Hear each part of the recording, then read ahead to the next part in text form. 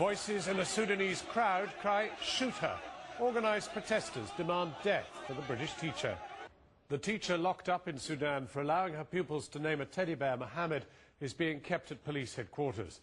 There were plans for Gillian Gibbons to serve her sentence for insulting Islam in a women's prison, but tension in the capital Khartoum has persuaded the authorities to keep her in police custody.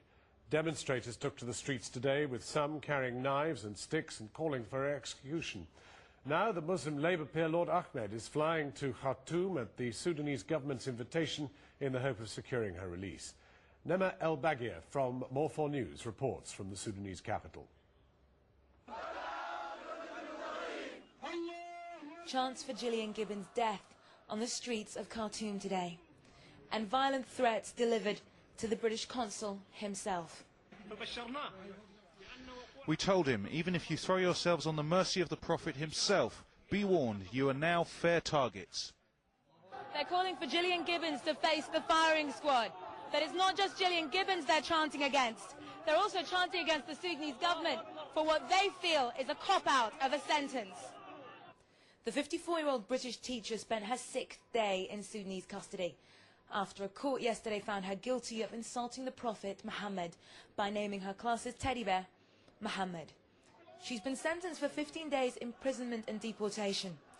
Horrific for her and her family, but it seems not enough for the crowds here in Khartoum, who clashed with authorities calling for her execution. Because of this, she has yet to make it to the women's prison.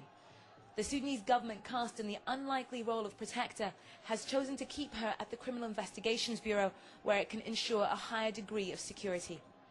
We have been told Gillian Gibbons is aware of the strength of feeling on the streets of Khartoum, but has been shielded from the fact that they're calling for her death. The President's Palace, demonstrators outside, inside, officials hoping to make the Gillian Gibbons problem go away. It's what? 2 weeks? 2 weeks? Street kids arrested for vagrancy get 2 weeks. Not an infidel who insults the Prophet. Putting her on a plane home might quieten the outside world, but there's now more at stake here for the Sudanese government than just a teacher's freedom. Nema El Baghir, Channel 4 News, Khartoum.